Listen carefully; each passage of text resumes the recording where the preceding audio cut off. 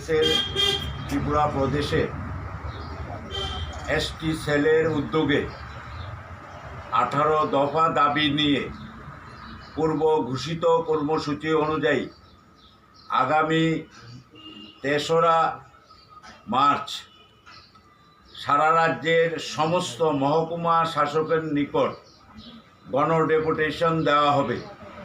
এই রাজ্যের ইন্ডিজিনিয়াস পিপলদের, বিশেষ করে এডিসি এরিয়ার, আপনারা জানেন যে আমাদের রাজ্যে আমাদের প্রধানমন্ত্রী বলেছিলেন ডাবল ইঞ্জিন সরকার হলে রাজ্যের উন্নয়ন হবে।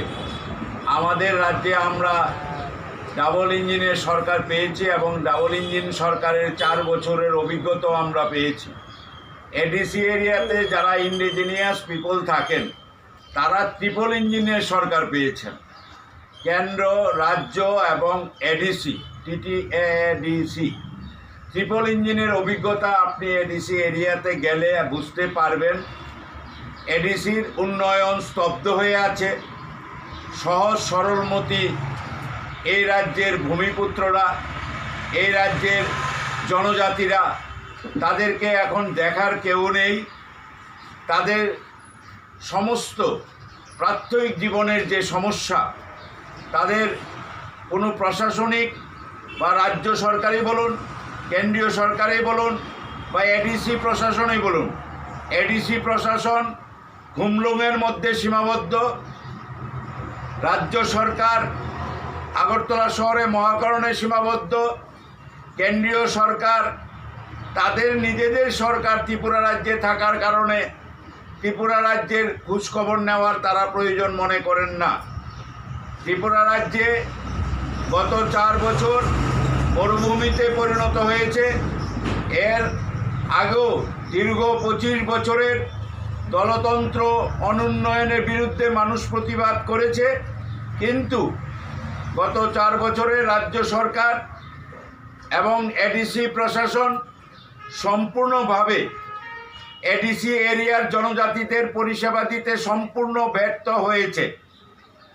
আমরা সর্বভারতীয় তৃণমূল কংগ্রেসের ত্রিপুরা প্রদেশ এসটি সেলের উদ্যোগে 18 দফা দাবি, এর মধ্যে মূলত যে এখন ডাকাতের দল যদি আক্রমণ করে আমরা কি করতে পারি, কিন্তু ডাকাত দল তো রাজনৈতিক দল হতে পারে না।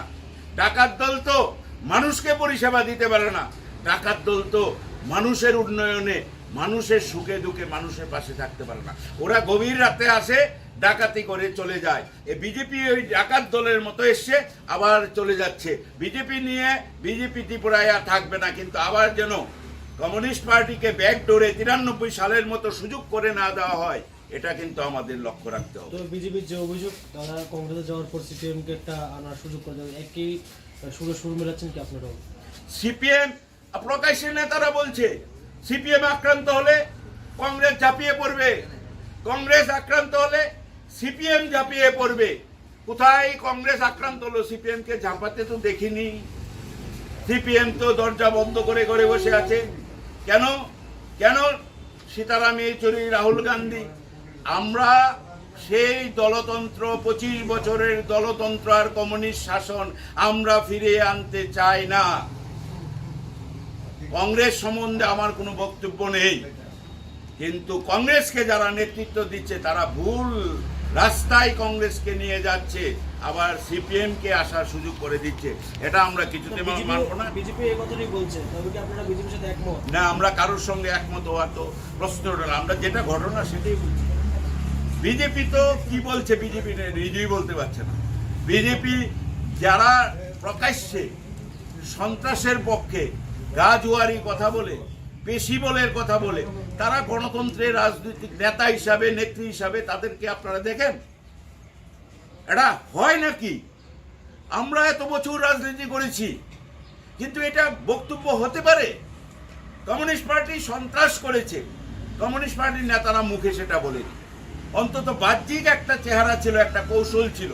তারা বুঝতো মানুষের, তারা সন্ত্রাস করেছে, ভোটে রিগিং করেছে, একটা পার্সেন্টেজ করেছে যেটা প্রয়োজন। এমন করেনি যে সারা রাত্র গন্ডগোল, মানুষকে মারধর, ভোরবেলা থেকে এজেন্টকে মাথা ফাটিয়ে দাও, শহর কি গ্রাম কি সংবাদপত্র ভবন কি, কোথাও আজ বিচার নেই। আরে এমন বর্বরতা, মধ্যযুগীয় বর্বরতাকে হার মানিয়েছে ত্রিপুরায়। হতেই পারে কিছু সন্ত্রাস অনেক লেভেল আছে, কিন্তু নেতা কর্মী নিজের দলের কয়জন বিরোধী বিজেপি বিধায়ক আক্রান্ত হয়েছে হিসাব করে দেখুন। 11 জন বিজেপি বিধায়ক আক্রান্ত হয়েছে। ওই কাউকে জুতার মালা পরিয়ে রাখে ফটিকরায়ে, ওইখানে গ্রামে ফটোতে পরিয়ে রাখে। কি সব চলছে, আক্রান্ত হচ্ছে। বিজেপির বিধায়ক আইপিএফটি দ্বারা আক্রান্ত হয়েছে 3 বছর টানা, একটার পর একটা 10 জন বিধায়ক আক্রান্ত হয়েছে। আবার আইপিএফটি বিধায়ক বিজেপি দ্বারা আক্রান্ত হয়েছে। আইপিএফটি বিজেপি বিধায়ক আক্রান্ত হয়েছে হিসাব করে দেখুন। 11 জন বিজেপি বিধায়ক আক্রান্ত হয়েছে। ওই কাউকে জুতার মালা পরিয়ে রাখে ফটিকরায়ে, ওইখানে গ্রামে ফটোতে পরিয়ে রাখে। কি সব চলছে, আক্রান্ত হচ্ছে। বিজেপির বিধায়ক আইপিএফটি দ্বারা আক্রান্ত হয়েছে 3 বছর টানা, একটার পর একটা 10 জন বিধায়ক আক্রান্ত হয়েছে। আবার আইপিএফটি বিধায়ক বিজেপি দ্বারা আক্রান্ত হয়েছে। আইপিএফটি সমস্ত বিজেপি কার্যালয় পুড়িয়ে দিয়েছে, বিজেপি আইপিএফটি কার্যালয় পুড়িয়ে দিয়েছে। একটা দিন ত্রিপুরা সন্ত্রাসহীন একটা দিন ত্রিপুরার মানুষ দেখেনি। একটি রাত্র শান্তিতে ঘুমোতে পারেনি। কি মনে করেছেন আমরা বাংলাদেশে জন্ম হয়েছে নাকি? সবাইকে কি বাংলাদেশি মনে করেন নাকি? আমাদের এখানে জন্ম, এখানে কর্ম, এখানে বড় হয়েছি। মানুষকে সুশাসন দেন, রাজধর্ম পালন করুন, এগুলো ভুলে গেছে ত্রিপুরার সরকার। সবাই ক্ষমতায় আসবে বলবে, কিন্তু কংগ্রেস তো এই পৌর নিগম নির্বাচনে 1% নিচে ভোট পেয়েছে। কংগ্রেসের ভোট কোথায়? 1% ভোট পায়নি। গত বিধানসভা নির্বাচনেও 1.5% ভোট পেয়েছে। তাহলে কংগ্রেসের ভোট যখন এই রাজ্যে অনেক নেতৃত্বই আসেনি, তখন কিন্তু এই রাজ্যে আজকে যারা ক্ষমতায় তারা কিন্তু 24% ভোট পেয়েছিল প্রতাপগড় এবং সুরমা নির্বাচনে। তখন আজকে যারা কংগ্রেসে গিয়ে দাবি করছে তারাও আসেনি বিজেপিতে। আজকে যিনি রাজ্যের নেতৃত্ব দিচ্ছেন তিনিও আসেননি, কিন্তু দুটো উপনির্বাচনে কিন্তু 24% ভোট। সেই সময় সুধীন্দ্র দাশগুপ্ত 1% নিয়ে বসেছিলেন। সেই কারণে একবার ভেবে দেখুন, আবার সেই কংগ্রেস লোকসভায় আবার 26%-এর উপর ভোট পেল। তাহলে আবার এই তৃণমূল কংগ্রেস 20%-এর উপর ভোট পেল। এটা কিন্তু বুঝতে হবে, যারা যারা দাবি করে তারা কিন্তু এখনো দেখাতে পারেনি যে আমাদের জন্য 1% ভোট বেড়েছে, দেখাতে পারেনি। কিন্তু আমরা এগুলো আলোচনা আনতে চাই না। আমরা জনগণের উপর বিশ্বাস আছে। তৃণমূল কংগ্রেস আক্ষরিক করতেই এই রাজ্যে দায়িত্ব নিয়েছে মানুষকে মুক্ত করা। কংগ্রেসে যাওয়ার পরও কংগ্রেস ঘুরে দাঁড়াতে পারবে না। কংগ্রেসে যখন সুদীপ বাবুরা ছিল, বিরোজিৎ বাবুরা ছিল, আমরা ছিলাম, এখনো এই সরকারের এই শাসক দলে 20 জন বিধায়ক আছে যারা কংগ্রেসে ছিল। সবাই মিলে 25 বছর কি করেছি, 10খানা আসনও পাইনি। প্রত্যেকটা নির্বাচনের আগে আয়েরে স্লোগান দিয়েছি। পরিবর্তনের আর 7 দিন, পরিবর্তনের আর 3 দিন, পুষ্পবিশ্বমণিতে বড় বড় হোর্ডিং লাগিয়েছি। আর যেদিন কাউন্টিং পরিবর্তন হবে সেদিন সকাল 9টায় শুনশান, হাজার হাজার মানুষ বাড়ি ছাড়া, হাজার হাজার মানুষ সেই আক্রান্ত, আর আমরা তারা সুইচ অফ করে ঘরে বসে আছি। এই চিত্র আর কত দেখবো? এই সিনেমা দেখতে দেখতে ত্রিপুরার মানুষ সব বুঝে গেছে। এখন দয়া করে সিপিএমকে আর পুনর্বার আসার সুযোগ যেন কেউ করে না দেয়, এটা হচ্ছে কথা। বিজেপি তো নির্মূল হয়ে গেছে, বিজেপি মানুষের মনে নেই, হৃদয়ে নেই। বিজেপি এখন একটা ভয়, আতঙ্ক। স্বাভাবিক কারণে মানুষের বাড়িতে যদি ডাকাত পড়ে মানুষ কি করবে? অসহায়ের মতো মার খায়। এখন ডাকাতের দল যদি আক্রমণ করে আমরা কি করতে পারি? কিন্তু ডাকাত দল তো রাজনৈতিক দল হতে পারে না, ডাকাত দল তো মানুষকে পরিষেবা দিতে পারে না, ডাকাত দল তো মানুষের উন্নয়নে মানুষের সুখে দুঃখে মানুষের পাশে থাকতে পারে না। ওরা গভীর রাতে আসে, ডাকাতি করে চলে যায়। এই বিজেপি ওই ডাকাত দলের মতো এসছে, আবার চলে যাচ্ছে। বিজেপি নিয়ে বিজেপি ত্রিপুরায় আর থাকবে না, কিন্তু আবার যেন কমিউনিস্ট পার্টিকে ব্যাকডোরে 93 সালের মতো সুযোগ করে না দেওয়া হয়, এটা কিন্তু আমাদের লক্ষ্য রাখতে হবে। তো বিজেপির যে অভিযোগ তারা কংগ্রেসে যাওয়ার পর সিপিএমকে একটা আনার সুযোগ করে দেবে, একই সুরে সুর মেলাচ্ছেন কি আপনারাও? সিপিএম প্রকাশ্যে নেতারা বলছে সিপিএম আক্রান্ত হলে কংগ্রেস ঝাঁপিয়ে পড়বে, কংগ্রেস ক্ষমতার দম্বে ওরা বলছে মানুষের প্রয়োজন নেই, অত্যাচার করে প্রকাশ্যে মুখ্যমন্ত্রী বলছেন। আজকে বিকেল থেকে দেখবেন প্রকাশ্যে মন্ত্রীরা বলছেন, মন্ত্রীরা সেখানে গিয়ে একটা রাজনৈতিক দলের আক্রমণের নেতৃত্ব দিচ্ছেন। রাজ্য স্তরের নেতৃত্বরা প্রকাশ্যে গিয়ে একটা রাজনৈতিক দলের উপর আক্রমণের বা কার্যালয় আক্রমণের নেতৃত্ব দিচ্ছেন। একজন কেন্দ্রীয় মন্ত্রী সোজাসুজি চলে যান, তাহলে যদি ওদের গিয়ে এই সব গন্ডগোল থামাতে হয়, তাহলে রাজ্যের পুলিশ প্রশাসনের কি কাজ? আমি দেখেছি, আশ্চর্য হয়েছি, মন্ত্রী সরাসরি এসপি এবং উনার প্রশাসনের সুপারিনটেন্ডেন্ট অফ পুলিশের সঙ্গে তর্ক জুড়ে দিয়েছেন, বিতর্ক করছেন। এখানে কি পরিস্থিতি দাঁড়িয়েছে? এখানে তো এটা দুর্বৃত্তায়ন আর শক্তির মহড়া, কে কত মাসল পাওয়ার আছে। এই রাজ্যের মানুষ অসহায়, নিরীহ, শান্তিপ্রিয় মানুষ, যারা এই সমাজের ভদ্র শিক্ষিত সজ্জন মানুষ, তারা আজকে বেরিয়ে কথা বলতে পারছে না। এই রাজ্যে কোনো ইস্যুতে আজকে 5 জন বুদ্ধিজীবী একটা মিছিল করতে পারে না, তারা বেরোতে সাহস পায় না। কোনো রাজনৈতিক দলের কোনো কর্মকাণ্ডে মানুষ আসতে চায় না। এমন একটা ভয়ঙ্কর পরিস্থিতির সৃষ্টি করেছে, যে পরিস্থিতির শেষ কথা হচ্ছে নির্মূল হয়ে যাবে ভারতীয় জনতা পার্টি। আপনি দেখবেন আগামী বিধানসভায় এই দুর্বৃত্তদের দিয়ে তারা নির্বাচন করবে ভেবে রেখেছে। ওরা জানে না মানুষ শুধু সময়ের অপেক্ষায় আছে। আগামী নির্বাচনে একটি আসনও এই ভারতীয় জনতা পার্টি এই গায়ের জুড়ে দুর্বৃত্তায়ন করে জিততে পারবে না। যে আইন শৃঙ্খলার বলার অপেক্ষা রাখে না। আপনারা জানেন যে সারা রাজ্যে যেদিন থেকে 3রা মার্চ 2018-তে ভারতীয় জনতা পার্টির সরকার হয়েছে, সেই দিন রাত্রি থেকে এই রাজ্যের মানুষ একটি রাত্রিতেও শান্তিতে ঘুমোতে পারেনি, একটি রাত্রিও যায়নি যে সাধারণ মানুষের বাড়িঘর আক্রান্ত হয়নি, সাধারণ মানুষ আক্রান্ত হয়নি, রাজনৈতিক দলের কর্মী নেতারা আক্রান্ত হয়নি, বুদ্ধিজীবীরা আক্রান্ত হয়নি, সাংবাদিকরা আক্রান্ত হয়নি, সংবাদপত্র ভবন আক্রান্ত হয়নি। রাজ্যের মানুষ তাদের নাবিশ্বাস উঠে গেছে। এখানে ছেলে খেলা চলছে রাজ্যের মানুষকে নিয়ে। রাজ্যের মানুষ শান্তিতে রাখা, রাজধর্ম পালন করা, সুশাসন দেওয়া, এগুলো সম্পূর্ণ ভুলে গেছে রাজ্যের এই সরকার, বিপ্লব দেবের নেতৃত্বের সরকার। রাজ্যের মানুষকে একটু শান্তি দিন। আপনি কিছু দিতে পারছেন না, কোনো প্রশাসনিক সহায়তা করতে পারছেন না, মানুষকে আর্থিক সাহায্য দিতে পারছেন না, মানুষের পাশে দাঁড়াতে পারছেন না। আপনি কেন্দ্রের বিভিন্ন প্রকল্পের সুযোগ সুবিধা রাজ্যের মানুষকে দিতে পারছেন না, অথচ আপনি প্রতিদিন মানুষকে অশান্তি দিয়ে যাচ্ছেন, অত্যাচার দিয়ে যাচ্ছেন, জুলুম দিয়ে যাচ্ছেন, মানুষের উপর সন্ত্রাস, মানুষকে ভয় আতঙ্কের মধ্যে রেখেছেন। এমন সরকার ভূভারতে স্বাধীনতার পর আর এসেছে কিনা আমরা জানি না। আমরা করজোড়ে আবেদন করছি রাজ্যের মুখ্যমন্ত্রীর কাছে, কেন্দ্রের প্রধানমন্ত্রীর কাছে, যে রাজ্যের মানুষকে একটু শান্তিতে থাকতে দিন, একটু শান্তি ফিরিয়ে দিন।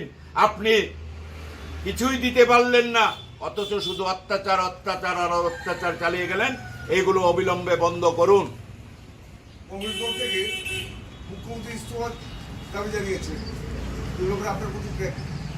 আমরা মনে করি না যে একজন ব্যক্তি ইস্তফার দেওয়া না দেওয়ার উপর দাঁড়িয়ে থাকে।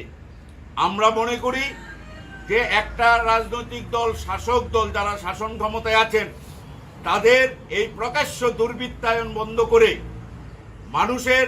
তারা মানুষকে মানুষ মনে করে না, যারা ভোট দিতে দেয় না, যারা ভোটের লাইনে বিভিন্নভাবে সন্ত্রাসী দিয়ে বাইক বাহিনী দিয়ে সাধারণ মানুষকে অত্যাচার করে ভোটাধিকার থেকে বঞ্চিত করে এই সরকার কোনোদিনই ক্ষমতায় রাখতে পারে না। যদিও মনে করছে ক্ষমতার বলে বলিয়ান হয়ে, ক্ষমতার দম্বে ওরা বলছে মানুষের প্রয়োজন নেই, অত্যাচার করে প্রকাশ্যে মুখ্যমন্ত্রী বলছেন। আজকে বিকাল থেকে দেখবেন প্রকাশ্যে মন্ত্রীরা বলছেন, মন্ত্রীরা সেখানে গিয়ে একটা রাজনৈতিক দলের আক্রমণের নেতৃত্ব দিচ্ছেন। রাজ্য স্তরের নেতৃত্বরা প্রকাশ্যে গিয়ে একটা রাজনৈতিক দলের উপর আক্রমণের বা কার্যালয় আক্রমণের নেতৃত্ব দিচ্ছেন। একজন কেন্দ্রীয় মন্ত্রী সোজাসুজি চলে যান। তাহলে যদি ওদের গিয়ে এই সব গন্ডগোল থামাতে হয়, তাহলে রাজ্যের পুলিশ প্রশাসনের কি কাজ? আমি দেখেছি আশ্চর্য। সেটা নেই। এই নিয়ে আপনারা জনগণের থেকে কতটা সাড়া পাচ্ছেন? আপনার কিছু মিডিয়া, সবাই খারাপ আমি বলবো না, মিডিয়াই বলছে গদি মিডিয়া, মানে গদির সঙ্গে ক্ষমতার সঙ্গে আছে। এই যে গদি মিডিয়া শব্দটা এলো, তারা 28শে নভেম্বর পৌরসভা নির্বাচন গেল, পরের দিনই বলছে যে তৃণমূল কংগ্রেস শুনশান, তৃণমূল কংগ্রেস পরিযায়ী পাখি চলে গেছে, তৃণমূল কংগ্রেস কিছু নেই। আবার এই নেই কথাটা আজকে 3-4 মাস প্রতিদিন লিখতে হচ্ছে, তৃণমূল নেই নেই নেই নেই জিনিসটা নিয়ে এত লেখালেখি কেন হচ্ছে? আর তৃণমূল কংগ্রেস ছাড়া গত 3 মাসে পৌর পরিষদ এবং পৌর নিগম নির্বাচনের পরে আন্দোলনে কাউকে দেখা যায়নি, একদিনও যায়নি। তৃণমূল কংগ্রেস এই রাজ্যের জনগণের জন্য আন্দোলন করছে না, প্রতিদিন করছে, এবং এটা একমাত্র বাস্তব। কিন্তু তারপরেও শাসক দল বিজেপি তৃণমূল কংগ্রেসকে ভয় পেয়ে তৃণমূল কংগ্রেসে বলছে এখন শব্দ নেই। শব্দ মানে কি? ওদের মতো বোমা মেরে, ওদের মতো চিৎকার করে, মানুষের বাড়ি ঘরে আক্রমণ করে শব্দ করতে হবে। আমরা কোথায় কি আছে সামনের দিনে বুঝতে পারবেন। কারণ যারা ভারতীয় জনতা পার্টিকে নেতৃত্ব দিচ্ছে তাদেরকে কিন্তু আমরা চিনি, দীর্ঘদিন চিনি, আমি এটা দাবি করব না, কারণ অনেকের রাজনৈতিক অভিষেক হয়েছে গত 2 বছর 2.5 বছর আগে। সুতরাং ওদেরকে আমি দীর্ঘদিন চিনি জানি বলতে পারি না। আর যাদেরকে দীর্ঘদিন চিনি জানি তাদেরও ভারতীয় জনতা পার্টির সরকার বা তার নেতৃত্ব যেভাবে সংগঠন এবং সরকার পরিচালনা করছে, লেজুর বৃত্তি করে তাবেদারি করার জন্য তারাও তাদের নৈতিকতা হারিয়ে, রাজনীতির যে শিক্ষাগুলো সেইগুলো হারিয়ে একটা অরাজনৈতিক, একটা দুর্বৃত্তের মতো আচরণ করছেন। কেউ অভিযোগ করছেন যে আমরা দেখেছি এই শাসক দলের মুখ্যমন্ত্রী কাউকে বলছেন এই সব ফেন্সি কারবার, এই সব ড্রাগ মাফিয়া, এগুলো চলবে না।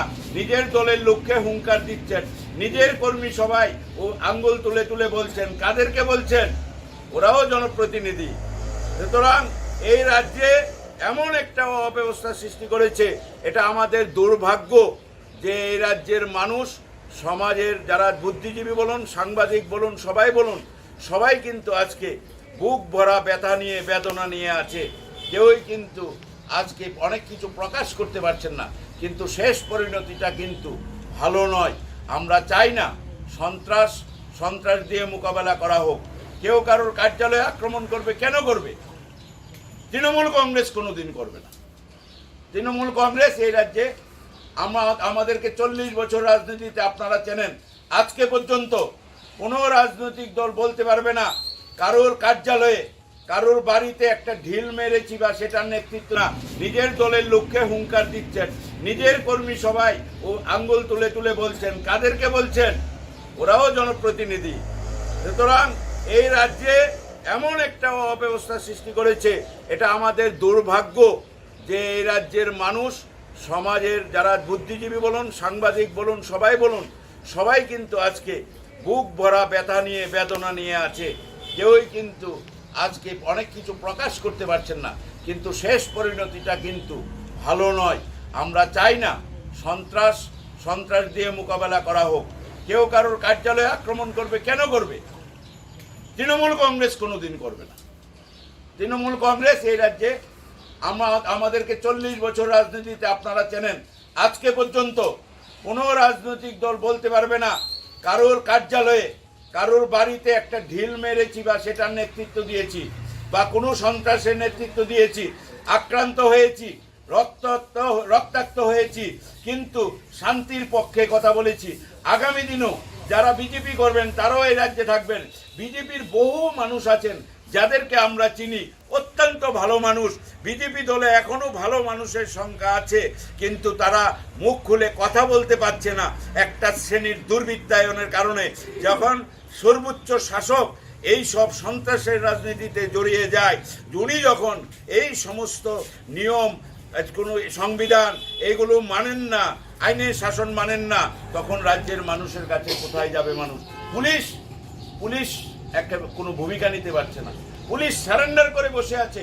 আমাদেরকে প্রতিদিন বলে আমরা কি করব স্যার, আপনারা নেমে কিছু করুন। আমরা যদি একটা সাধারণ কোনো ভূমিকা নেই রক্ষা করে, আইন শৃঙ্খলা রক্ষা করার, পরবর্তী মুহূর্তে আমাদের উপর একটা শাস্তির খাড়া নেমে এসে, পরবর্তী সঙ্গে সঙ্গে আমাদের উপর একটা শাস্তির খাড়া নেমে এসে আমরা কি করব আমরাও বুঝতে পারছি না। আপনারাই করুন নেমে, আমরা আছি, আমরা পুলিশ, আমরা আছি। পুলিশের যারা সবাই ভালো, পুলিশ এই রাজ্যে কি করবে, কিন্তু পুলিশকে হাত করে লাগিয়ে ঘরে বসিয়ে রাখা হয়েছে। স্যার, আগামী 2030 নির্বাচন প্রায় আরো 1 বছর বাকি। তো তার আগে দেখা যাচ্ছে বিভিন্ন রাজনৈতিক দল কিন্তু এই 2023 নির্বাচনে পাখির যোগ করেছে। সেদিকে তৃণমূল কংগ্রেস কতটা আশাবাদী জয় নিয়ে? আমরা আশাবাদী নই, আমরা নিশ্চিত। কারণ এই রাজ্যে দীর্ঘ ক্ষমতার পরিবর্তন আমরা দেখেছি। ক্ষমতার পরিবর্তন আমাদের ভূমিকা ছিল এবং ভূমিকা আমরা প্রথম সারিতে দেখে নিয়েছি।